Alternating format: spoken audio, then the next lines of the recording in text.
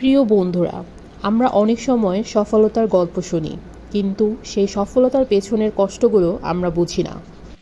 আসলে সফলতা শুধু দেখা যায়, কিন্তু সেই পথে হাঁটা, সেই সংগ্রাম করার অনুভূতি কেবল তারাই অনুভব করে যারা সেই পথ পাড়ায়।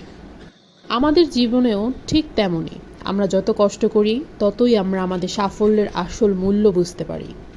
সেই কষ্টের মধ্য দিয়েই আমরা শিখি, গড়ে তুলি এবং একদিন সেই সফলতার আসল সুখ অনুভব করি। তাই আমরা যখন আমাদের স্বপ্নের পথে এগিয়ে যাই, মনে রাখব এই সংগ্রামই আমাদের সাফল্যের আসল রহস্য। এই কষ্টের মধ্য দিয়েই আমাদের জীবনের মানে আসে।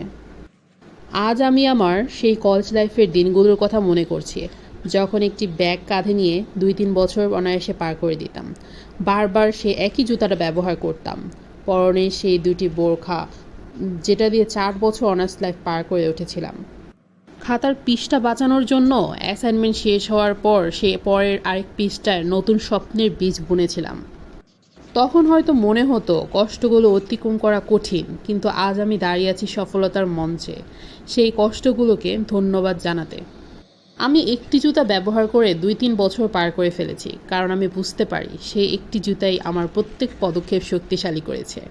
সেই সময় পরিশ্রম, সেই প্রতিদিনের অধ্যবসায় আজ আমাকে সেই জায়গায় নিয়ে এসেছে, যেখানে আমি আমার স্বপ্নের মাপকাঠি স্পর্শ করতে পেরেছি।